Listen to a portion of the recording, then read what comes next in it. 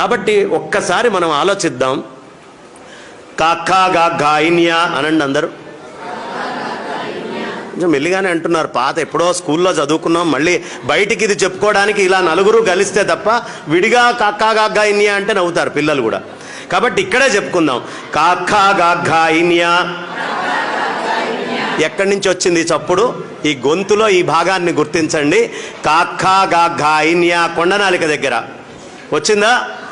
ఇప్పుడు చా చా జా జాయిని అనండి. అంటే కొండనాలిక కింద, నాలికకి కొంచెం పైన, ఇందాకటి కంటే కొంచెం పై భాగం వాడారు. చూసుకోండి. చా చా జా జాయిని అయిందా? దానికంటే కొంచెం పైకి వస్తున్నారు. ఎలా చెక్కారో చూడండి అసలు అక్షరాలని. టాఠా డా ఢా అణ ఎక్కడి నుంచి వచ్చింది? మధ్య నాలిక నుంచి వచ్చిందా? అది మడవకుండా టాఠా డా ఢా అణ అనండి చూస్తా. టాఠా డా ఢా అణ. ఋషి ఎలా చెక్కాడో చూడండి అక్షరాలని. నెక్స్ట్ తాథా దా ధానా. నాలిక కొస వాడకుండా అనండి. ఎవరు అన్నారే నాలిక కొస వాడకుండా అనండి అంటే. తాథా దా ధానా అనగలరా? లేదు కదా. మళ్ళీ పెదాలు వాడకుండా పాపా బా భామా.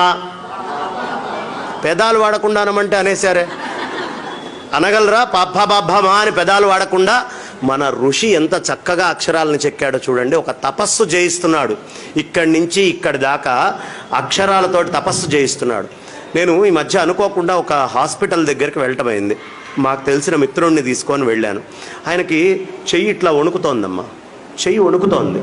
వణుకుతుంటే డాక్టర్ కృష్ణ సుబ్రహ్మణ్యం గారిని ఇవాళ పాపం ఆయన ఇవాళ కూడా నేను కలవటమైంది. ఆర్థోపెడిక్ ఆయన, న్యూరో ఆయన కూడా పక్కన కూర్చొని ఉన్నారు. ఏమండి చెయ్యి ఇలా వణుకుతోంది అన్నాడు. అంటే ఆయన మామూలుగా ఏదో టెస్ట్ చేయాలి కదా.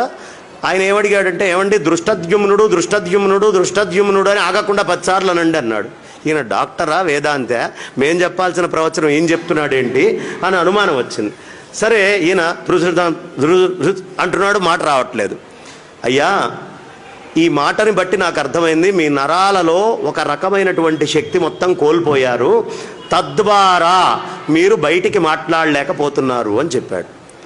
ఇప్పుడు చూడండి, ముసలివాళ్ళు అయ్యాక స్వరం ఇంత గట్టిగా కంఠం ఇలా ఉంటుందా? ఎందుకు? నరాలలో సత్తువ తగ్గితే నోట్లో మాటలో తేడా వస్తుంది. అంటే మాటకి నరాలకి తేడా ఉంది. పక్షవాతం వచ్చింది, మాటలో తేడా వస్తుందా? నరాలకి మాటకి చాలా సంబంధం ఉంది. నరాలకి మాటకి చాలా సంబంధం, చాలా దగ్గర సంబంధం ఉంది. ఇది మన ఋషులకి తెలుసు. అందుకనే చిన్న వయస్సు నుంచి మనతోటి రకరకాలైనటువంటి పద్యాలు, శ్లోకాలు, అక్షరాలు.